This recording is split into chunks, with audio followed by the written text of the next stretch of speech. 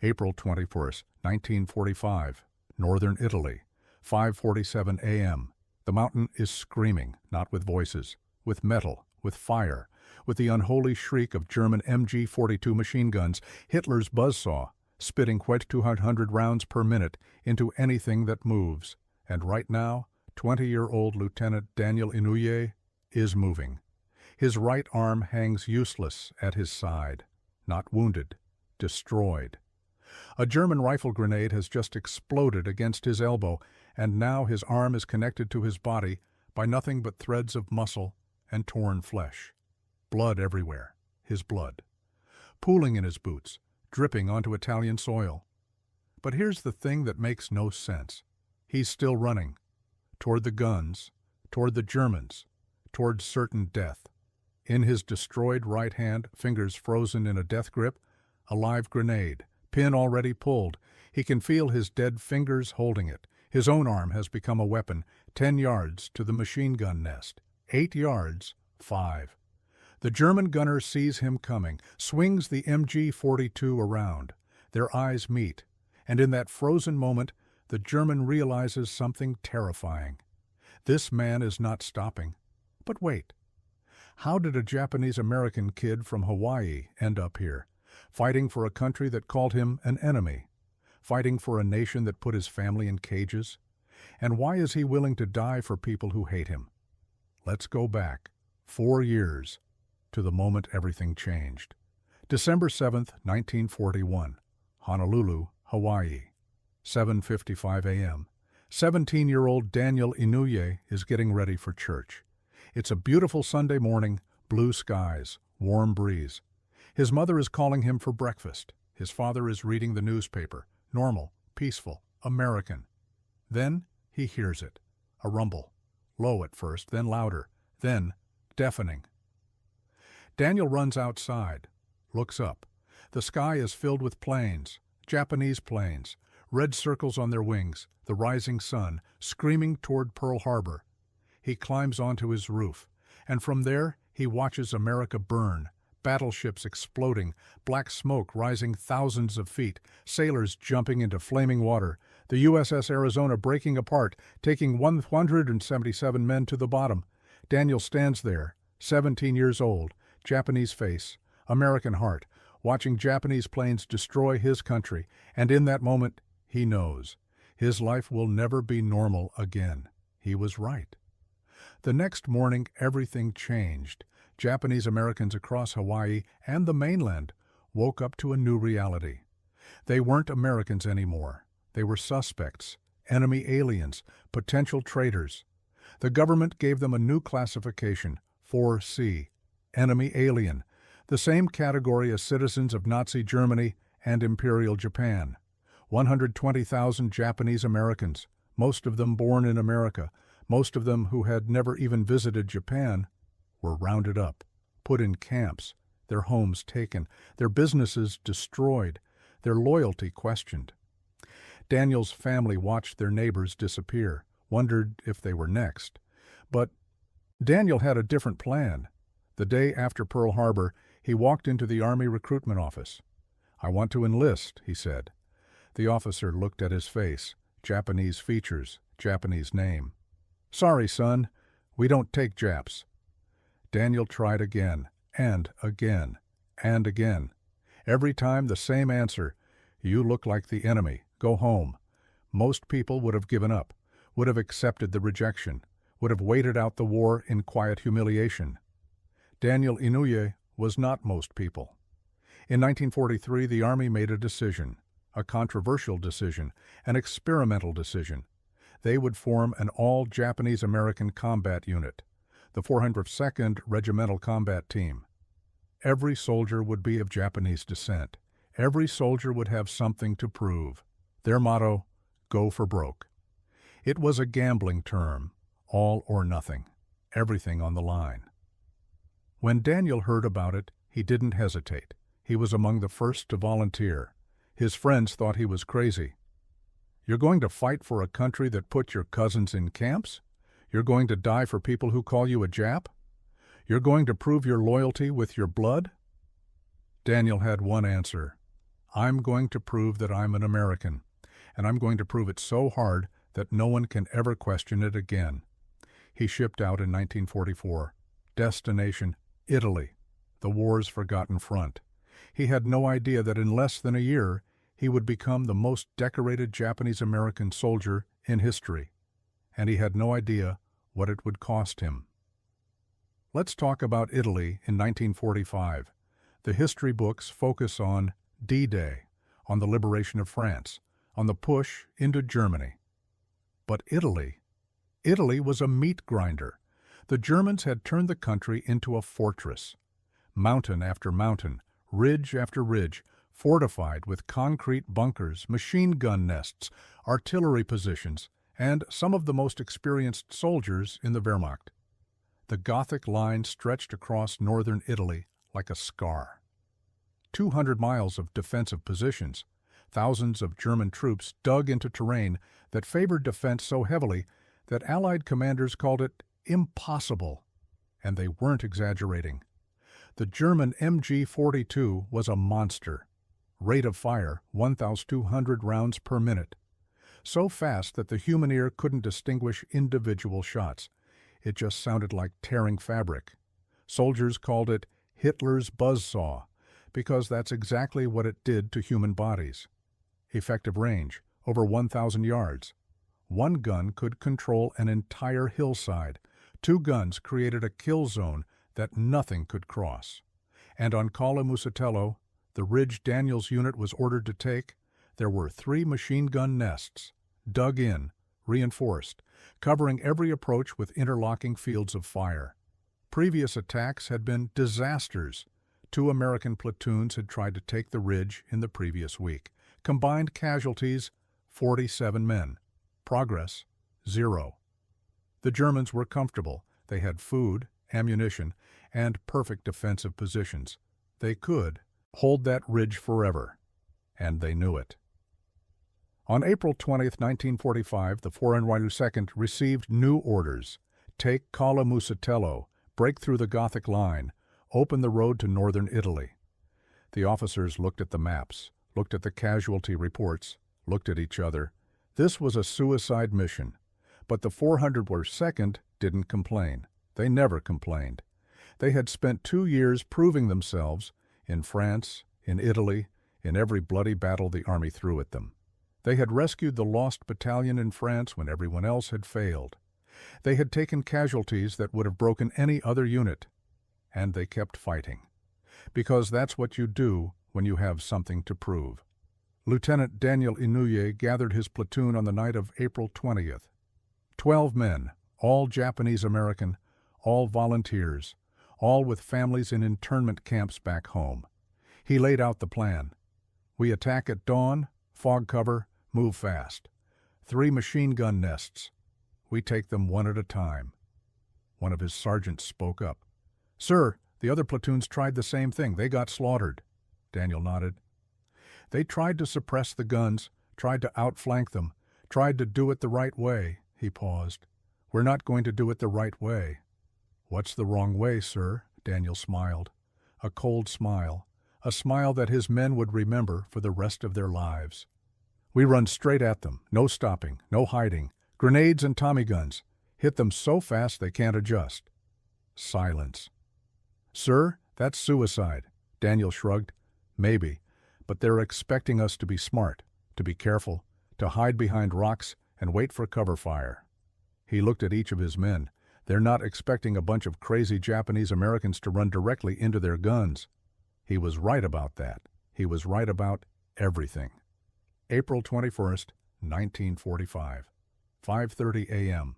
The fog is perfect. Thick, white, clinging to the mountainside like a burial shroud. Visibility, maybe 20 yards. The kind of fog that swallows men whole. Daniel checks his Thompson submachine gun. 20-round magazine, 3 more in his belt, 4 grenades, 2 American, 2 German style that he picked up from a dead soldier last week. His men are spread out behind him, 12 ghosts in American uniforms, breathing hard, praying silently. Daniel gives the signal. They move. The first 50 yards are silent. Just the sound of boots on wet grass, the sound of hearts pounding, the sound of fear being swallowed down. Daniel is in front, always in front. He learned that from his first day in combat. Soldiers follow officers who lead. 30 yards behind enemy lines now. Still no contact. The fog is holding. Then, light. German flare, screaming into the sky, burning white-hot, turning night into day, fog into translucent gauze. And then the world explodes. MG-42. First burst takes down 2 of Daniel's men. Private Tanaka and Private Yamamoto, dead before they hit the ground. The sound is indescribable, not like guns in movies. Not individual shots, just a continuous scream of metal, like the sky itself is being torn apart. Daniel hits the dirt. His men scatter, find rocks, find trees, find anything. They're pinned, 40 yards from the first machine gun nest, 40 yards of open ground, 40 yards of death. Daniel looks back, sees his men, sees their fear. They'll die here if he doesn't do something. He sees the muzzle flash. Elevated position, maybe 15 feet up the slope. Sandbags. 2, maybe 3 Germans. His sergeant yells over the noise, "Sir, we need to fall back. Call for mortar support." Daniel doesn't answer. He's calculating. Counting seconds between bursts. Watching the arc of the tracers, and then he makes a decision that will be studied in military academies for the next 80 years. "Cover me?" "What?" "I said cover me." He stands up and runs, not away from the machine gun, toward it. His men watch in disbelief. Then they do what soldiers do. They follow orders. Every rifle opens up, pouring fire at the German position. Daniel is sprinting, zigzagging, closing the distance. 35 yards. Bullets whipping past his ears. 30 yards. Tracer rounds lighting up the fog around him. 25 yards. He can see German helmets now. See their faces. 20 yards. He pulls the pin on a grenade. 15 yards. He throws. The grenade arcs through the fog. Perfect spiral. Perfect trajectory. It lands inside the sandbag wall. The explosion is muffled. Then silence from that gun. Daniel doesn't stop. He reaches the nest. 3 Germans, 1 dead, 2 wounded, reaching for weapons. Thompson. Short burst. Both down. He grabs their grenades. 3 of them, and keeps moving. His men are screaming behind him. They don't understand what they're seeing. Time elapsed from his charge to reaching the nest. 47 seconds. Daniel has maybe 30 seconds before the second nest realizes what happened. He doesn't waste them. From the first position, he can see the second. 30 yards to the left. Higher ground. Bigger bunker. At least 4 Germans. They're redirecting, swinging their MG-42 toward the American position.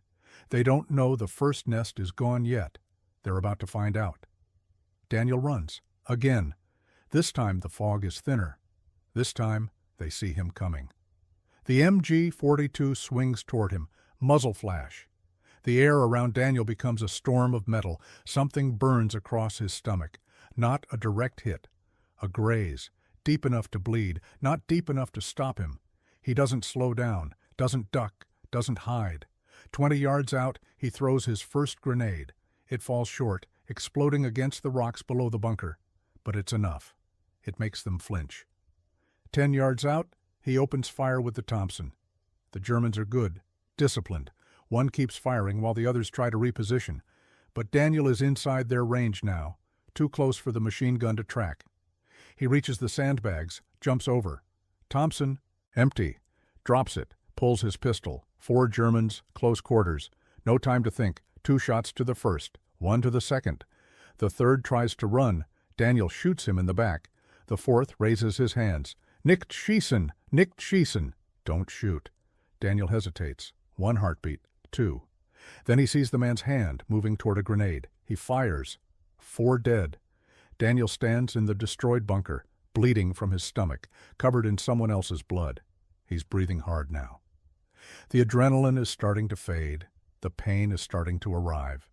He looks up the hill. 3rd nest, 50 yards. Better positioned. More men. The smart thing to do is stop, fall back, call for reinforcements. His men are catching up now. They've seen what he did. They're looking at him like he's insane, like he's immortal. He's neither. He's just a Japanese-American kid who doesn't know how to quit. "Sir, you're hit." His sergeant is next to him now, looking at the blood soaking through Daniel's uniform. I know. We need to get you to a medic. Daniel shakes his head. There's one more nest, maybe two. Sir. Daniel looks at him. The same cold look from last night. The look that says, this isn't a discussion. If we stop now, they regroup. They bring reinforcements. Everything we did means nothing. He picks up a German MP40 from one of the dead soldiers, checks the magazine. Full. I'm finishing this. And he starts walking up the hill toward the guns. His men follow, not because they're ordered to, because they can't let him go alone. The third nest is different. Better constructed, deeper bunker, clear sight lines. The Germans have had time to prepare. They've been watching Daniel's assault. They know he's coming, and they're ready. Daniel moves slower now. The blood loss is affecting him. His vision blurs occasionally. His hands are less steady. But his mind is clear. 20 yards from the bunker, he drops behind a rock, assesses, at least 6 Germans. 2 machine guns now. They've brought up reinforcements. And something else. A soldier with a Gewehr 43 rifle, mounted with a grenade launcher. Daniel recognizes it. He's seen those before, seen what they do to human bodies. The fog is almost gone now. The sun is rising. He's completely visible. He has 3 grenades left, 1 magazine in the MP40, pistol with 6 rounds, and 1 chance. On my signal, he tells his men, everything you've got, make them keep their heads down. They nod.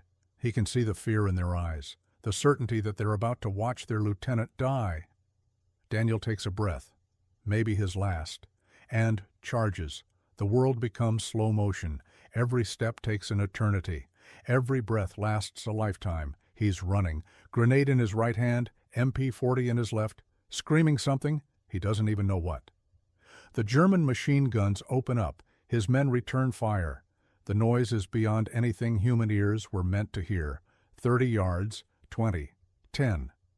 He cocks his arm back to throw the grenade, and then he sees the soldier with the rifle grenade, sees him aim, sees him fire. The grenade hits Daniel's right elbow. The explosion is strange. He doesn't feel pain. Not immediately.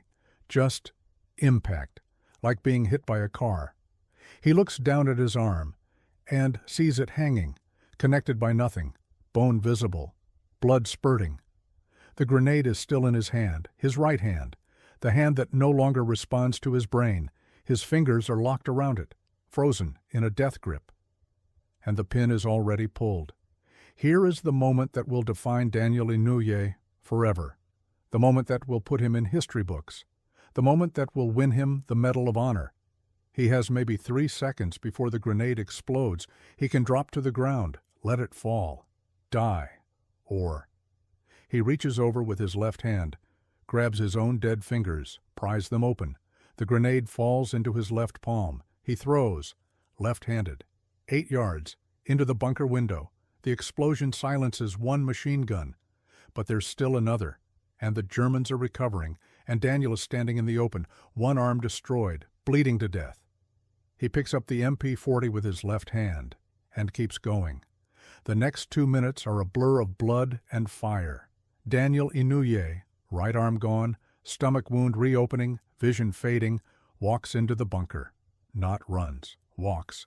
The Germans see him coming, see the destroyed arm, see the blood, and they see his eyes.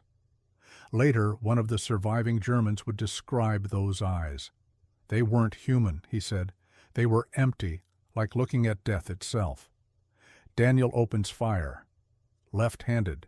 No training for this. Pure instinct. 3 Germans down before they can react. 2 more try to run. He shoots them in the backs. 1 more raises his hands. Daniel shoots him anyway. He's not taking prisoners. Not today. The bunker is clear. But Daniel sees movement. 30 yards to the right. A 4th position he didn't know about. More Germans. More guns. His men are calling to him, telling him to stop, telling him he's done enough. He doesn't hear them. He walks toward the 4th nest, firing, reloading left-handed, firing again. A bullet hits his right leg. He falls. But he doesn't stop. He crawls, dragging himself through mud and blood, still firing. The Germans see him coming, this half-dead man, this impossible soldier, and they break, they run, they surrender, they throw down their weapons, not because they're losing tactically, they still have the advantage, but because they've never seen anything like this, and they never want to again.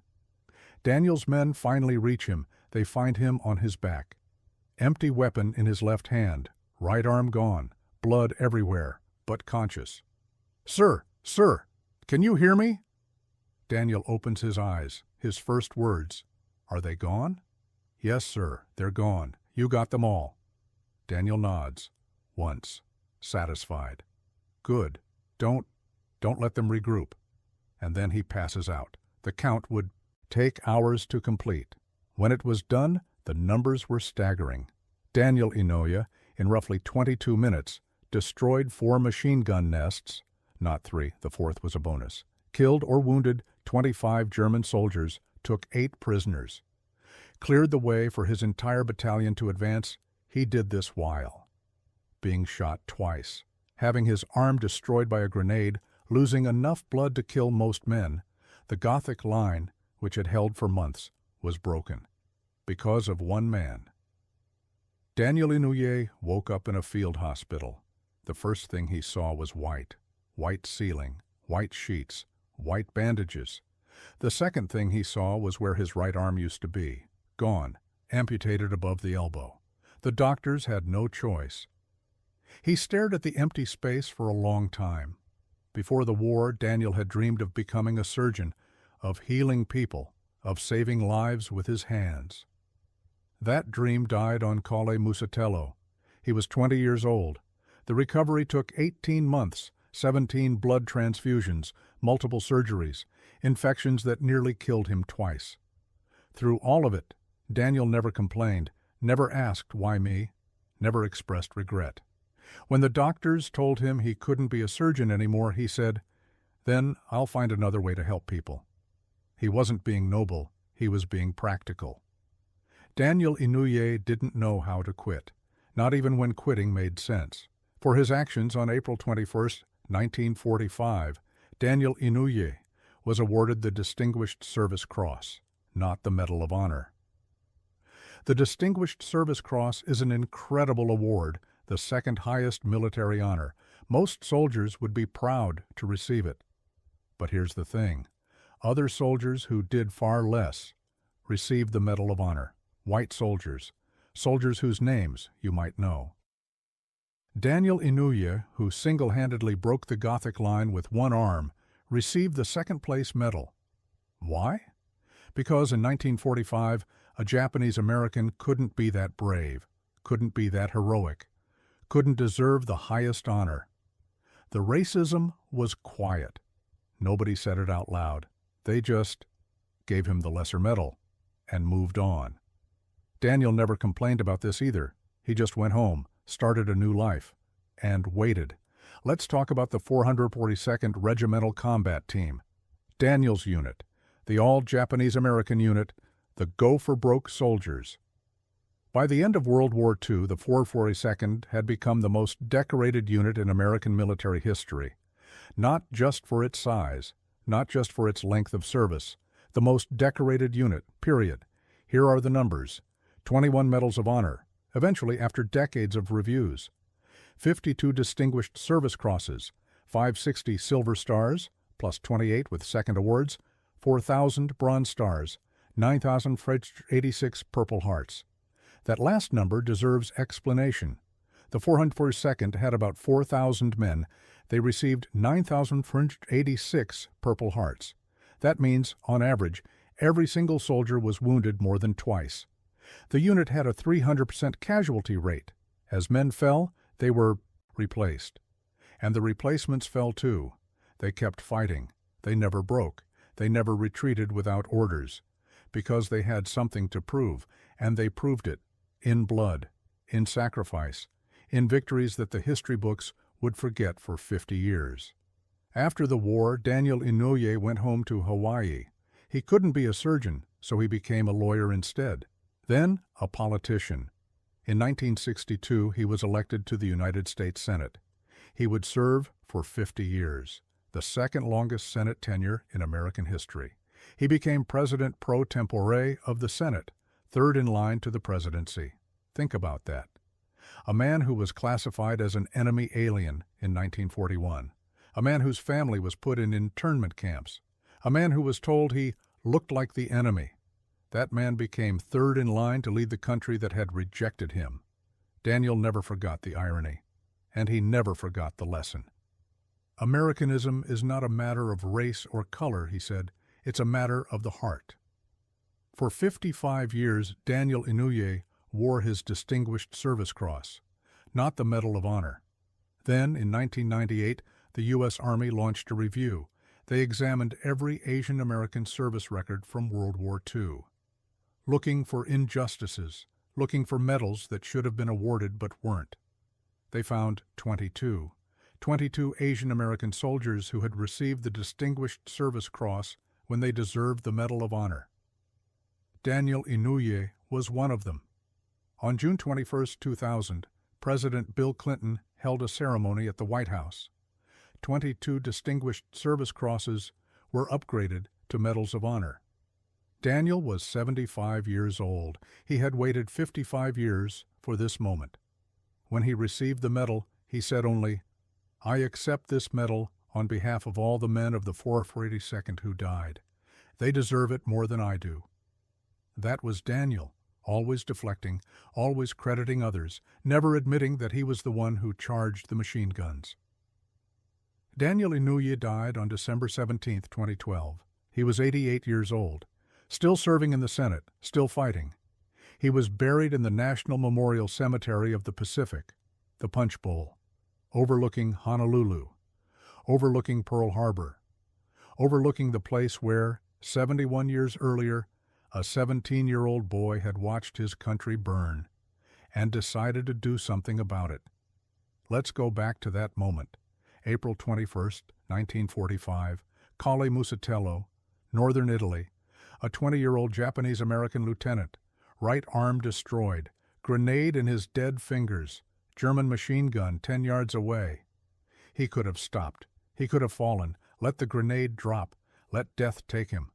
No one would have blamed him. He had already done more than any soldier could be expected to do. But that's not who Daniel Inouye was. He pried the grenade from his own dead hand. He threw it left-handed, and he kept going. 1 man, 4 machine gun nests, 25 enemy casualties, 1 arm lost, 55. Years waiting for proper recognition. 50 years serving a country that once called him an enemy. Why did he do it? Not for medals. He didn't care about medals, not to prove anything to racists. You can't change minds with bullets. He did it because that's what Americans do, real Americans. Americans who understand that this country isn't about what you look like. It's about what you're willing to sacrifice. Daniel Inouye sacrificed everything, his arm, his dreams, his blood. And he never asked for anything in return. The next time someone tells you that you don't belong, the next time someone looks at your face and decides who you are, the next time someone says you're not enough. Remember Daniel Inouye. He didn't argue with the recruiters who rejected him. He didn't complain about the camps. He didn't demand the Medal of Honor he deserved. He just went out and did the impossible. And he changed history. 1 charge at a time, 1 bunker at a time, 1 arm at a time, go for broke.